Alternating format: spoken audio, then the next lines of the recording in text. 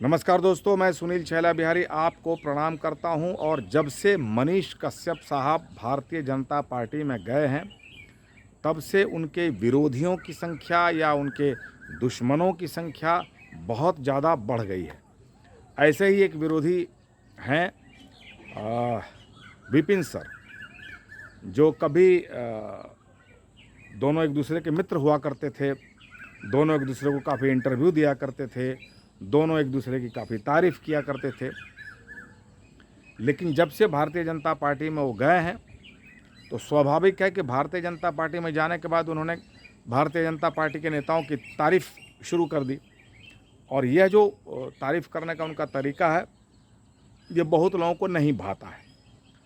तो ऐसे में ही विपिन सर भी हैं। विपिन सर को आप जानते होंगे, अगर नहीं जानते होंगे तो मैं बता दूं कि विपिन सर, जिसे खान सर एक टीचर हैं, वैसे विपिन सर भी हैं। उनका भी बहुत ज़्यादा उनके फॉलोअर्स हैं। देहाती अंदाज तो खान सर का भी है और विपिन सर का भी है। वो भी गाँवटीय भाषा में बात करते हैं। कभी भी हिंदी तो बोलते नहीं या बोल पाते नहीं है, पता नहीं। लेकिन ठीक है, फॉलोअर बहुत ज़्यादा है। तो जब वो मुखिया बने थे, अभी उन्होंने पिछले दफ़ा मुखिया का चुनाव लड़ा और मुखिया बने तो वो जीते।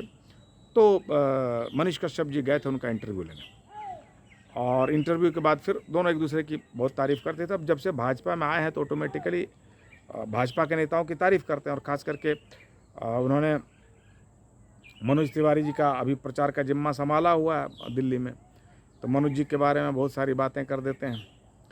तो वहीं कुछ बातें बुरी लगी होगी इनको, विपिन सर जी को, तो इन्होंने कुछ ऐसी खटिया खड़ी कर दी, उनके बारे में कुछ भला बुरा बोल दिया। बस अब आपको पता है कि मनीष कश्यप तो चुप होने वाले हैं नहीं। अगर उनके बारे में आप कुछ बोल देंगे, वो आपको सुन लेंगे, ऐसा तो हो नहीं सकता।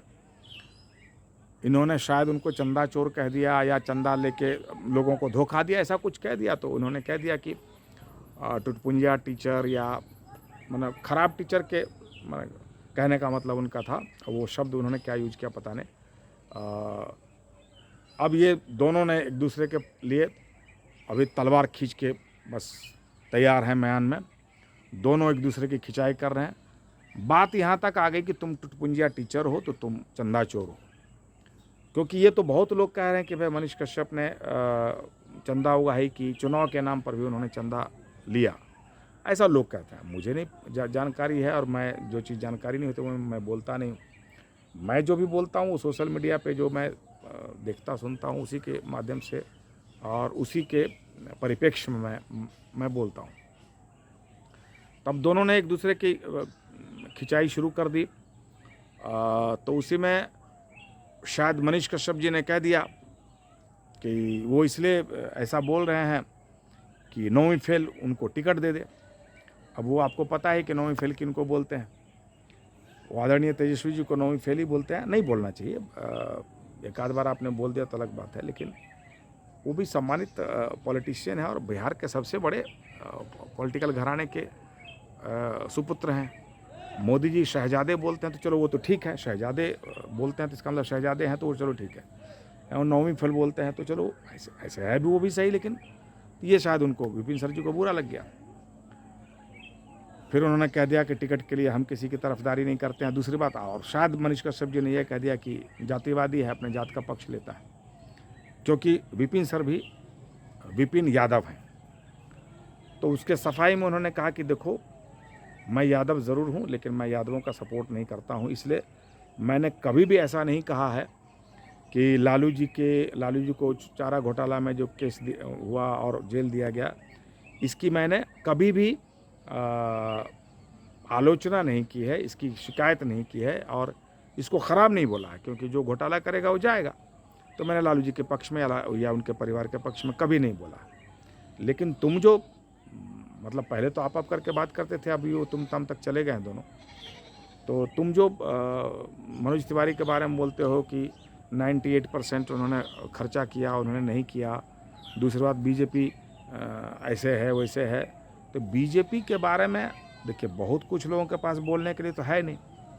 कोई भी कुछ बोलेगा बीजेपी के बारे में तो यही बोलेगा कि आप विरोधियों पर ईडी सीबीआई का छापा पड़वाते हैं और यहीं वो आपकी पार्टी में चले आते हैं तो फिर वो स्वच्छ हो जाते हैं। तो ऐसा ही उन्होंने कहा कि लालू जी के ऊपर, ये मैं नहीं कह रहा हूँ, ध्यान रखिएगा, ऐसा न सोचिए कि छैले बिहारी कह रहा है, मैं कुछ जानता भी समझता हूँ तो मैं ज़्यादा बोलता नहीं हूँ। विपिन सर ने कहा कि लालू जी के ऊपर 950 करोड़ का चारा घोटाला का आरोप था। आरोप अब क्या, अब तो सिद्ध हो गया, सज़ा भी हो गई, तो उनको सज़ा मिली। लेकिन जिस अजीत पवार पर आप आरोप लगाते थे 90,000 करोड़ का, वो अजीत पवार आपकी पार्टी में आ गए तो अब वो स्वच्छ हो गए, ऐसा विपिन सर ने कहा।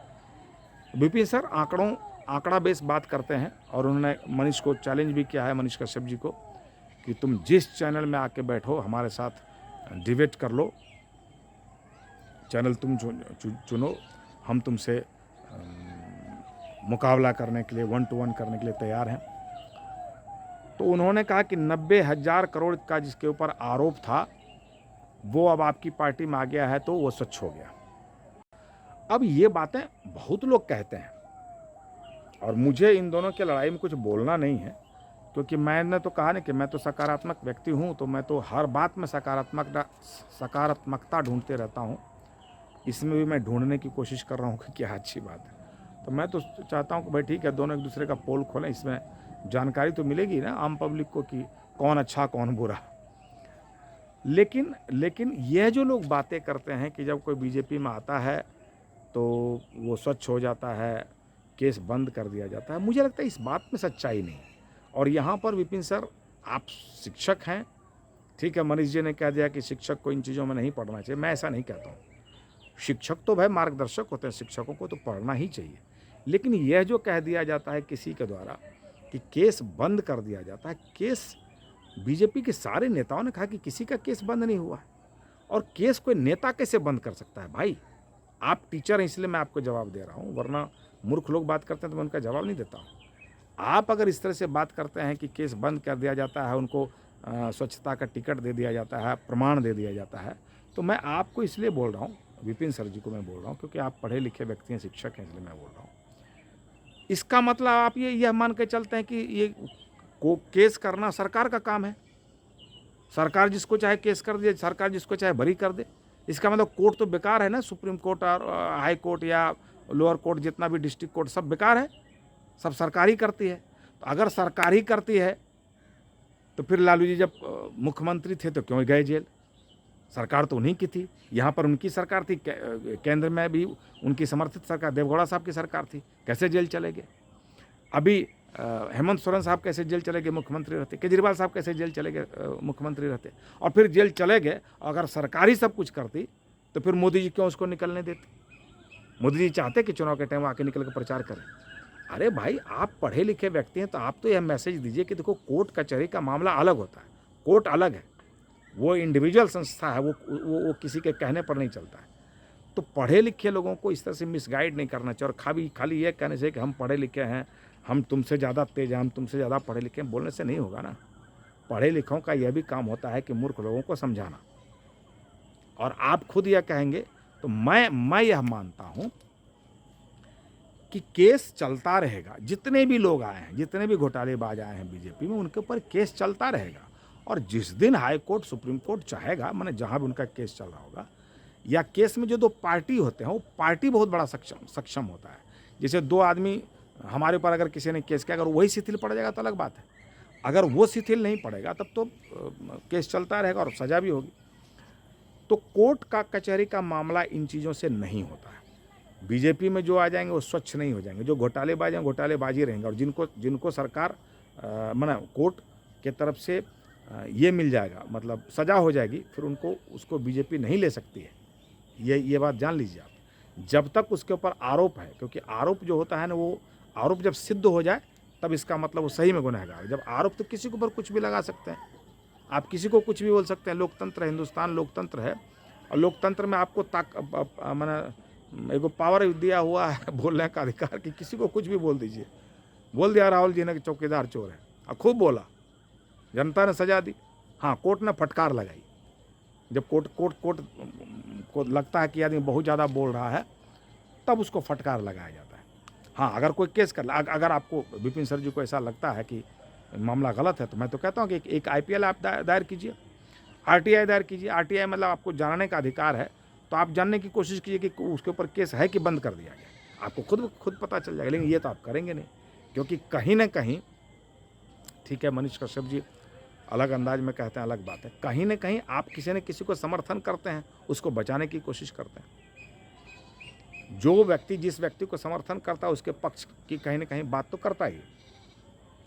इसलिए मैं यही चाहता हूं कि किसी भी पढ़े लिखे व्यक्ति को, पब्लिक को मिसगाइड नहीं करना चाहिए। जो बातें हो वो बातें आप पब्लिक तक पहुंचाइए और न्यूट्रल भाव से पहुंचाइए। हाँ, अगर आप किसी का सपोर्ट करते हैं तो खुलेआम कहिए।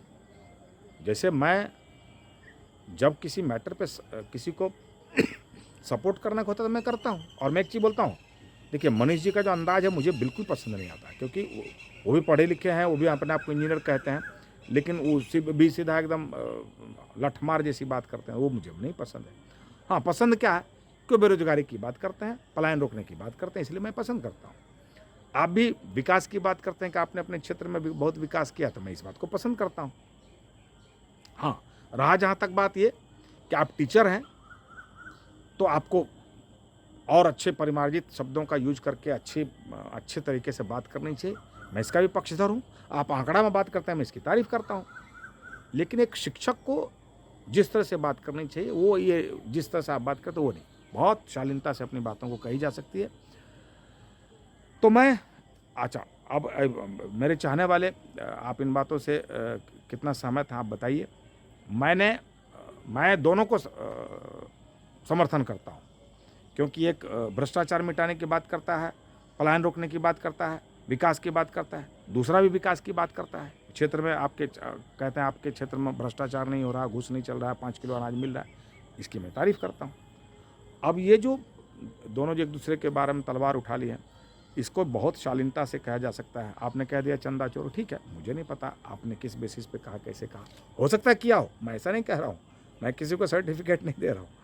मैं ये कह रहा हूँ कि जिस तरह से ये तू मैं आके किया जाता है सोशल मीडिया पे, यूट्यूब पे, तो मैं तो इसको ये कहूँगा कि अच्छी बात नहीं है। और मैंने एक आध वीडियो में कहा है कि सोशल मीडिया का सबसे ज़्यादा मिसयूज अगर कहीं होता है तो बिहार के लोग करते हैं।